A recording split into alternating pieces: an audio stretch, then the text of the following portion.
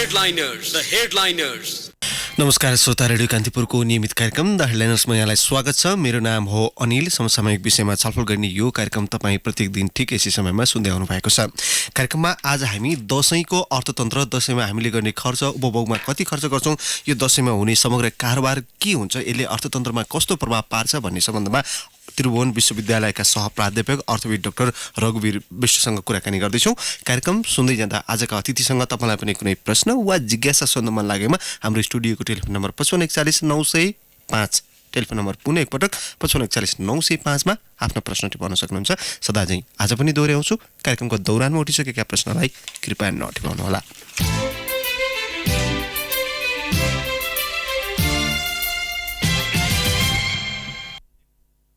नेपालीहरूको महान पर्व बडा दशैं सुरु भइसकेको छ। धेरैजसो नेपालीहरू काठमाडौँ उपत्यकाबाट घर जाने क्रम पनि सुरु भइसकेको छ। हिजोसम्ममा 19 लाख यात्रुले काठमाडौँ छोडेको भनेर समाचार आइरहेको छ। सबैभन्दा ठुलो अलिकति रोचक लाग्ने भने चाहिँ यो दशैंमा मात्रै हाम्रो मुलुकको समग्र यो सरकारले यो वर्ष 15 खर्ब रुपियाँ बराबरको बजेट ल्याएको थियो, तर यो दशैंमा मात्रै 6 खर्ब रुपियाँ भन्दा बढी चाहिँ कारोबार हुने गरेको भनेर विभिन्न अध्ययनले देखिरहेका छन्। र राष्ट्र ब्याङ्कले दशैंमा मात्रै नयाँ नोट 12 अर्ब रुपियाँ भन्दा बढीको नयाँ नोट निष्कासन गरेको छ भने ब्याङ्क तथा वित्तीय संस्थाहरूले यो दशैंमा मात्रै 47 अर्ब रुपियाँ चाहिँ निक्षेप रकम चाहिँ निकालेको ब्याङ्क तथा वित्तीय संस्थाबाट भनेर चाहिँ समाचारहरू पनि आइरहेका छन्। यति धेरै रकम दशैंका बेलामा मात्रै खर्च गर्दाखेरि यसले कस्तो प्रभाव पार्छ राष्ट्रिय अर्थतन्त्रमा भन्ने विषयमा हामी केन्द्रित रहेर कार्यक्रममा आज हामी छलफल गर्नेछौँ। कुराकानीका लागि आजका अतिथि त्रिभुवन विश्वविद्यालयका सहप्राध्यापक अर्थविद डाक्टर रघुवीर विष्ट आज हाम्रो स्टुडियोमा आउनुभएको छ।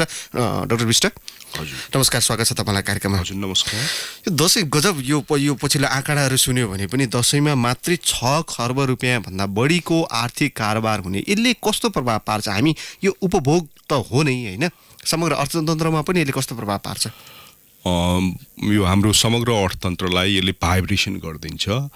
सामान्यतया हामीले बृहत अर्थतन्त्रका सूचकहरूलाई हेर्ने हो भने हाम्रो मुख्य रूपमा डिमान्ड, इफेक्टिभ डिमान्डलाई चाहिँ नि अलिकति नेपाली भाषा प्रयोग गरिदिनु होला। यो दशैंको माग, हाम्रो मागलाई चाहिँ नि जुन राज्यको माग छ त्यसलाई बढावा दिने, त्यो बढावा भइसकेपछि हाम्रो लगानी बढ्ने र अरू चिजहरू हुने, हाम्रो उद्योग क्षेत्र भयो, सेवा क्षेत्र भयो र कृषि क्षेत्रहरूलाई पनि यसले, र साथसाथमा अल्टिमेटली हाम्रो रोजगारी सृजना गर्ने काममा र राज्यलाई चाहिने चाहिँ करका कुरा क्रियाकलाप, करको चाहिँ दायित्व या योगदानलाई चाहिँ पनि सहयोग पुर्याउने कारणले गर्दाखेरि यो चाहिँ साह्रै महत्त्वपूर्ण छ। र विदेशमा यदि अन्य मुलुकको केसमा सामान्यतया मन्दी भएको अर्थतन्त्रहरूमा गर्ने काम के भन्दाखेरि उपभोग्य मागलाई चाहिँ बढावा गर्नको लागि चाहिँ प्रयास गरे हुन्छ राज्यले।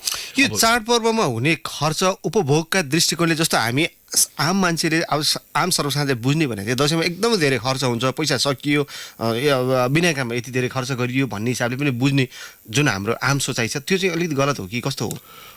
यसो छ, यदि म त्यहाँभन्दा पनि एउटा चिज भन्न के चाहन्छु भन्दाखेरि नेपालको अर्थतन्त्रले जुन चाहिँ आर्थिक वृद्धि उच्च दरमा हासिल गरिरहेको छ भनेर राज्यले पनि एउटा क्लेम र तपाईँको छाती फुलाइरहेको अवस्था छ। तपाईँले विश्लेषण गर्नुभयो भने त्यसमा उपभोग्यको 80% चाहिँ योगदान छ। अब तपाईँ भन्नु न, उद्योग कता गयो, एग्रिकल्चर चाहिँ कृषि क्षेत्र कता गयो, सेवा क्षेत्र कता गयो, त्यसको चाहिँ सानो चाहिँ 20% मा लयो। हाम्रो लगानी कहाँ छ भन्दाखेरि कृषि क्षेत्रमा छ, उद्योगमा छ र सेवा क्षेत्रमा छ। तर कसले चाहिँ ठेगेको छ?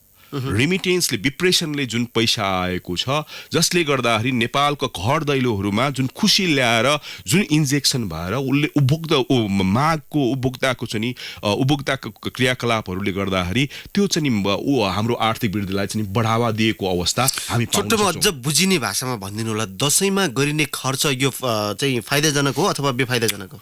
यसो छ, हामीले थ्योरी अफ ह्याप्पिनेस हेर्ने हो भने तपाईँ सुखी चाहिँ हुने चिज नै सबैभन्दा अल्टिमेट गोल हो र त्यो चिज तपाईको खुशीको सूचक एकदमै।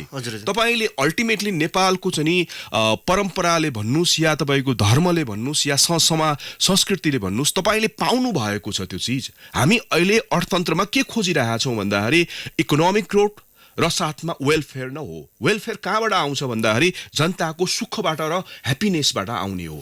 र त्यो त एउटा सूचक भयो ह्याप्पिनेस। अब जस्तो खुसी खोज्ने त धेरै आधारहरू हुनसक्छ। तपाईँलाई मैले कहाँनिर जोड्न खोजेको भने यसले अर्थतन्त्रमा जस्तो पछिल्ला केही वर्षमा लगातार 7% हाराहारीमा आर्थिक वृद्धि भइरहेछ होइन। अन्य चाहिँ रोजगारीका कुराहरू भएला, अन्य कुराहरूमा पनि केही न केही सकारात्मक सङ्केतहरू चाहिँ दिइरहेछन्। मैले यति मात्रै जोड्न खोजेको दसैँमा हुने जुन अघि हामीले भने 6 खर्ब रुपियाँको कारोबार भइरहँदाखेरि यसले पार्ने प्रभाव चाहिँ कस्तो हुन्छ? मैले त्यही त भने त हाम्रो जस्तो तपाईँले भन्नुभयो नि यो खुसी खोज्ने हो भन्नुभयो नि, मैले अर्थतन्त्रमा अर्थतन्त्रकै कुरा गरे। हजुर, तपाईँको अर्थतन्त्रमा 6.5% को चाहिँ अहिले आर्थिक वृद्धि दर चाहिँ हासिल हुने अवस्था चाहिँ छ भन्ने कुरामा त्यसमा 80% त तपाईँको चाहिँ उपभोक्ताबाट हुने भयो नि। अब तपाईँको उपभोक्ताको पनि तपाईँको उपभोक्ता चाहिँ कन्जम्सनलाई हेर्नुभयो भने दसैँमा 4 टाइम्स चाहिँ इकोनोमी हाउस होल्ड सेक्टरको इकोनोमिक एक्टिभिटिज हुन्छ।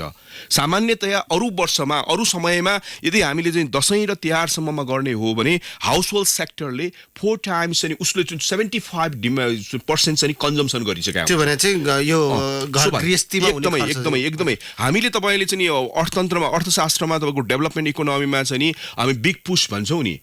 दसैँ नेपालको अर्थतन्त्रको लागि या आर्थिक क्रियाकलापको लागि यो बिग पुशको रूपमा हामीले लिनुपर्छ। र यो बिग पुश भइसकेपछि डिमान्ड साइड तपाईँको स्ट्रङ भइसकेपछि सप्लाईलाई उसले चाहिँ तपाईँको क्रिएट गरिदिन्छ नि त। हजुर हजुर, जस्तो एउटा चाहिँ हामीले पनि समाचारमा केही बेर अगाडि तनहुको एउटा राम्रो समाचार प्रस्तुत गरेका थियौँ। जस्तो यो एउटा सहकारी संस्थाले 1 करोड रुपियाँभन्दा बढीको चाहिँ खसी बोका बिक्री गर्यो भनेर। अब साना साना व्यवसायले यस्तै रेसियोहरूमा जाँदाखेरि अन्तिममा कहीँ न कहीँ अल्टिमेट रूपमा त यो राष्ट्रिय अर्थतन्त्रमै जोडिन्छ। यो त निकै सकारात्मक कुरा पनि भयो नि होइन? एकदमै। यसमा म आउँदैछु। यदि हाम्रो माग चाहिँ अर्थतन्त्रको चाहिँ अहिलेको अर्थतन्त्रमा यदि हामीले क्लासिकल इकोनोमीमा जाने हो भने सप्लाईले डिमान्ड क्रिएट गर्छ भन्ने हिसाबको आधार चाहिँ छ। तर अहिलेको अर्थतन्त्र भनेको मागले चाहिँ आपूर्तिलाई चाहिँ लिड गर्ने हो। र त्यो भइसकेपछि सम्पूर्ण अर्थतन्त्रमा चाहिँ भाइब्रेसन आउने हो। अहिले तपाईँले हेर्नुभयो भने ठुल्ठुलो इन्डस्ट्री र इम्पोर्ट बेस चाहिँ सामानहरूको मात्रै कुरा छैन।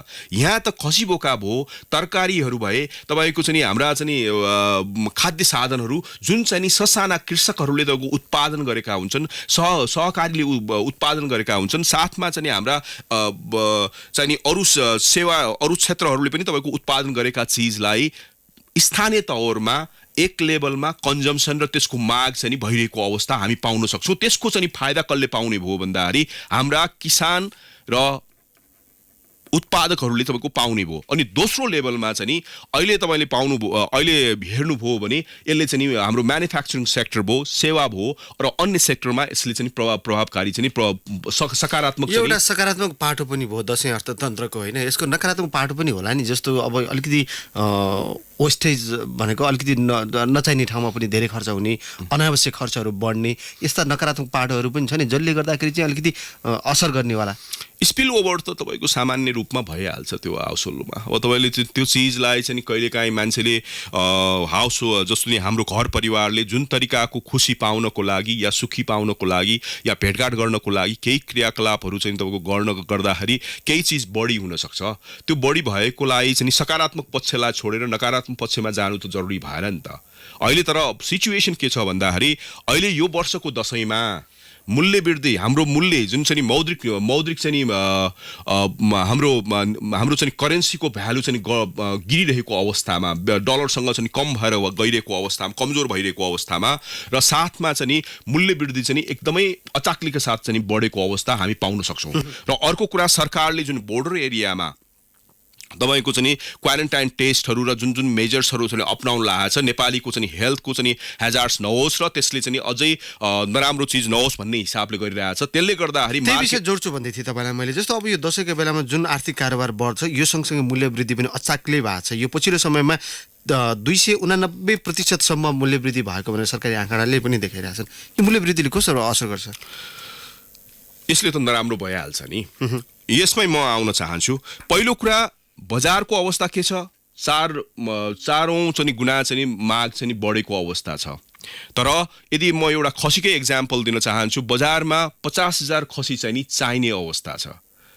अहिले हाम्रो स्थानीय तहमा 30,000 मात्रै चाहिँ यो खसी चाहिँ नि उपलब्ध गराउन सक्ने अवस्था सिर्जना भएको अवस्था हामी पाउन सक्छौँ। त्यसमा चाहिँ नि मूल्य नबिर्दै एकदमै बजारले काम नगरिरहेको अवस्था छ र जसले गर्दाखेरि स्वाभाविक रूपमा मूल्य बढ्ने भइहाल्यो। अर्को कुरा प्याजको कुरा गर्दाखेरि हामी 1 खरब हजुर 1 खरब बराबरको चाहिँ सामान चाहिँ हामीले चाहिँ कन्जम्सन सँग सम्बन्धित सामानहरू हामी इम्पोर्ट गर्छौँ। त्यसमा पनि भेजिटेबल्स गर्छौँ र यो हामी चाहिँ यो मिटहरू गर्छौँ, चिकनहरू गर्छौँ र यसमा गइसकेपछि मासुहरू गर्छौँ, मासुजन्य पदार्थहरू चाहिँ हामी गर्छौँ। यसले के गर्छ भन्दाखेरि तपाईको चाहिँ इम्पोर्ट सफिसिएन्ट त भएन, हामी आफूमा स्वावलम्बी र स्वायत्ता हामीले चाहिँ उत्पादन गर्नमा सेल्फ सफिसियन्सी त छैन नि त। त्यो अवस्थाले गर्दाखेरि पनि र भारतले उसको चाहिँ राष्ट्रिय हिसाबमा धेरै उपभोक्ताको गुनासो चाहिँ के हो भने यति धेरै मूल्य वृद्धि भइरहँदाखेरि पनि सरकारवाला निकायहरूले चाहिँ यो बजार नियन्त्रण गर्न सकेनन्। मूल्य वृद्धि चाहिँ असाध्यै भइसक्यो। उपभोक्ता चाहिँ सधैँ ठगिरहने र त्यो बढेको मूल्य वृद्धि चाहिँ न किसानले पाउने न उपभोक्ता चाहिँ ठगिनबाट बचिने, यो बिचौलियाकै कारण यति धेरै भइरहेछ होइन। यसको चाहिँ यो संयन्त्रहरू किन प्रभावकारी हुन सकिरहेछन् सरकारी संयन्त्रहरू? दशैंलाई मात्रै यो संयन्त्र चलाएर त सम्भवै हुँदैन, तर सरकारले 3वटा मेजर्स चाहिँ 3वटा चाहिँ प्रयास गरेको हामी पाउन सक्छौँ। एउटा चाहिँ स्फुट मूल्य जुन चाहिँ परम्परागत रूपमा चाहिँ त्यो राज्यले चाहिँ गर्दै आएको चिज हामी पाउन सक्छौँ। एउटा चाहिँ अर्को कुरा रेगुलेसन नियमनलाई चाहिँ अलि उल्लेख तदारकताका साथ गर्ने प्रयास गरिरहेको हामी पाउन सक्छौँ। र तेस्रो कुरा चाहिँ नि सामानहरू आपूर्तिमा सहज बनाउनको लागि चाहिँ प्रयासरत देखिन्छ। तर समस्या कहाँ छ भन्दाखेरि वर्षभरि गर्नुपर्ने चिज, वर्षभरि हामीले सकारात्मक हिसाबमा यसलाई क्रियाशील गर्नुपर्ने चिजलाई एकैपल्ट दशैं आउँदाखेरि गर्दाखेरि हामीसँग मानव संसाधन पुग्छ, न हाम्रो अन्य क्षमताहरू पुग्छ र जसका कारणले गर्दाखेरि हामी जे गर्छौँ त्यो मेकानिजम चाहिँ प्रभावकारी हुने अवस्था छैन। अर्को कुरा के छ भन्दाखेरि तपाईँ जुन तरिकाले हाम्रो चाहिँ बजारहरू छ, बजारमा चाहिँ हामीका आउटलेटहरू छ, त्यसमा चाहिँ मूल्य सूची राखेको छैन, त्यसको अनुगमनसम्म चाहिँ भएर त्यसलाई प्रभावकारी नगरेको अवस्था र अन्य सूचनाहरू नभएको अवस्थामा पनि तपाईले कसरी चाहिँ अहिले दशैंको टाइममा छोटो समयमा अनुगमन गर्न सक्नुहुन्छ र त्यो प्रभावकारी हुने सम्भावनै छैन।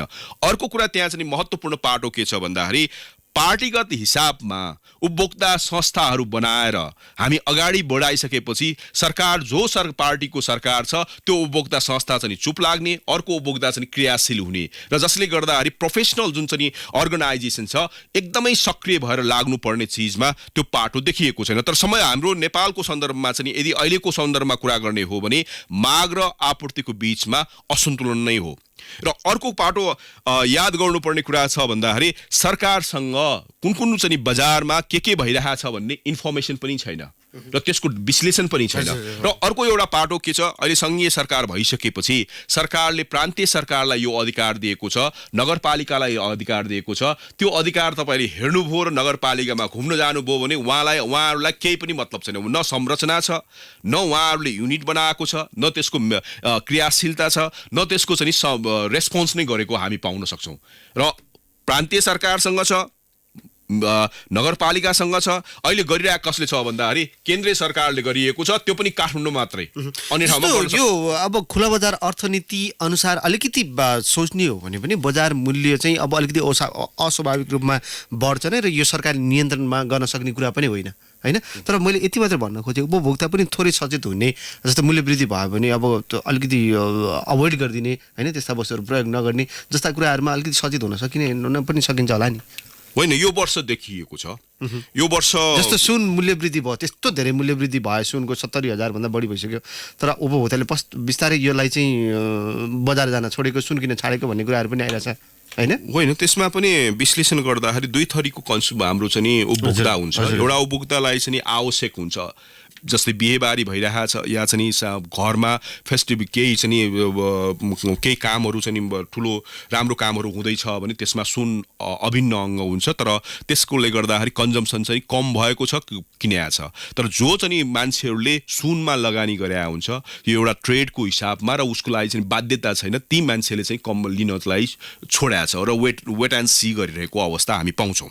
र अर्को कुरा चाहिँ अहिलेको बजारमा यदि हामीले कुरा गर्दा व्यापारीहरूसँग कुरा गर्दाखेरि या तिनीहरूको चाहिँ के छ भन्दाखेरि मन्दीको अवस्था आएको हिजोको गत सालको भन्दा यो वर्ष चाहिँ व्यापार राम्रो नभएको अवस्था उहाँहरूको रिपोर्टिङ छ र त्यसको पछाडि के छ भन्दाखेरि नेपाली जनता जुन हाम्रो चाहिँ उपभोक्ताहरू पनि एकदमै अवेर भएको सचेत भएको अवस्था छ र उहाँहरूले पनि मूल्य वृद्धि भएको सामानलाई चाहिँ अर्को सामानले एकदमै नजिकली सब्स्टिट्युट गर्न मिल्ने चिज सामानले सब्स्टिट्युट गरिरहेको अवस्था छ। म एउटा इक्जाम्पल के दिन चाहन्छु भन्दाखेरि खसीमा करिब तपाईँको 50% चाहिँ मूल्य वृद्धि भएको अवस्था छ र मान्छेले खसीको ठाउँमा चाहिँ कुखुरालाई चाहिँ युज गर्ने त्यसलाई चाहिँ उपभोग गर्ने हिसाबमा चाहिँ गइरहेको हामी पाउन सक्छौँ र कुखुराको मूल्य र चाहिँ नि खसीको मूल्यमा एकदमै अन्तर छ र कुखुराको मूल्य चाहिँ एकदमै निरन्तर रूपमा एकदमै एउटै तहमा रहेको हामीले पाउन सक्छौँ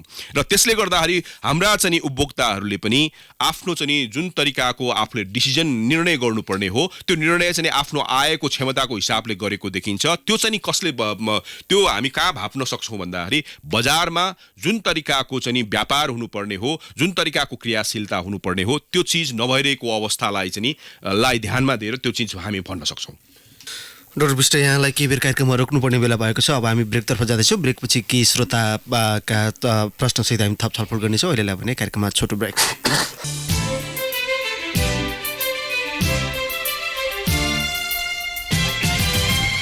रेडियो कान्तिपुर रेडियो राष्ट्रको सुन्दै हुनुहुन्छ। कार्यक्रममा आज हामीले दशैंमा हुने खर्च खास गरी उपभोगबाट हुने खर्च हुँदाखेरि चाहिँ यसले राष्ट्रिय अर्थतन्त्रमा नै कस्तो प्रभाव पर्छ भन्ने विषयमा केन्द्रित भएर छलफल गरिरहेका छौँ। कुराकानीका लागि आज मसँग हुनुहुन्छ त्रिभुवन विश्वविद्यालयका सहप्राध्यापक अर्थविद डाक्टर रघुवीर विष्ट। विष्टज्यू यहाँलाई पुनः स्वागत छ कार्यक्रममा। हजुर, धेरै श्रोताले प्रश्न उठाउनु भएको छ, मेरा पनि केही बाँकी छन्। जस्तो अब अहिले मुलुक बिस्तारै अर्थतन्त्र चाहिँ स्थिर उन्मुख हुँदै गएको अवस्था छ। केही सूचकहरू राम्रै देखिएका छन्। चालु आर्थिक वर्षको 2 महिनाको तथ्याङ्क हेर्ने हो भने पनि व्यापार घाटा केही कम भएको छ। अब जलविद्युतसँग सम्बन्धित केही आयोजनाहरू बन्ने क्रममा छन्। विद्युत उत्पादन गृहहरूबाट परीक्षण धमाधम भइरहेका छन् होइन। केही सकारात्मक सङ्केतहरू देखिएका हुन् अर्थतन्त्रमा? अब यो सेवा क्षेत्र र ऊर्जामा चाहिँ नि करिब 29% चाहिँ नि विस्तार भएको अवस्था पाउन सकिन्छ। तर समस्या कहाँ छ भन्दाखेरि यदि हाम्रो राम्रो हो भने उपभोक्ता जुन कन्जम्सन बेस चाहिँ नि इकोनोमिक ग्रोथ चाहिँ नि हुनु भएन क्या, जसलाई हामीले लगानी गरेका छैनौँ नि त। लगानी हाम्रो चाहिँ लगानी गरे एकातिर छ, उत्पादकत्व र चाहिँ त्यसको योगदान चाहिँ नि अर्कोतिरबाट आइरहेको छ क्या। त्यसले चाहिँ नि रङ मेसेज गइरहेको छ, एउटा पाटो त्यो। र त्यसले गर्दाखेरि सस्टेन हुन्छ कि हुँदैन भन्ने कुरा एउटा प्रश्न छ। अर्को प्रश्न के छ भन्दाखेरि राज्यले जुन बजेट छ नि बजेटले स्रोत र साधनलाई विभिन्न चाहिँ विकास कार्यक्रमहरूमा लगानी गरेका हुन्छ, त्यसले पुँजी निर्माण गर्नुपर्छ। र त्यो पुँजी निर्माण चाहिँ नि अहिले हामीले कर एकातिरबाट उठाइरहेका छौँ, तर लगानी कहाँ गइरहेछ भने राजनीतिक लगानी बढी भइरहेछ, अनप्रोडक्टिभ सेक्टरमा बढी गइरहेछ। जस्तै म एउटा इक्जाम्पल अहिले हाम्रो मिडियामा आएको एउटा कुरा, जस्तै पर्यटन तथा चाहिँ संस्कृति मन्त्रालयले 26 करोड रुपियाँ बाँडेको छ। 25 करोड तपाईँ चाइनासँग चाहिँ सहयोग माग्नुहुन्छ, 2 अरबको प्रोजेक्ट चाहिँ नि आफै गर्नुहुन्छ, अनि 26 करोड चाहिँ नि सुशासनमा गम्भीर प्रश्न उठ्यो होइन। मैले भन्न खोजे तपाईँको कुरा मिलेन भन्न खोजे। माग्दाखेरि 25 करोड माग्नुहुन्छ, क्षमता रहेछ नि त, त्यति माग्नु पर्ने त रहेनछ नि।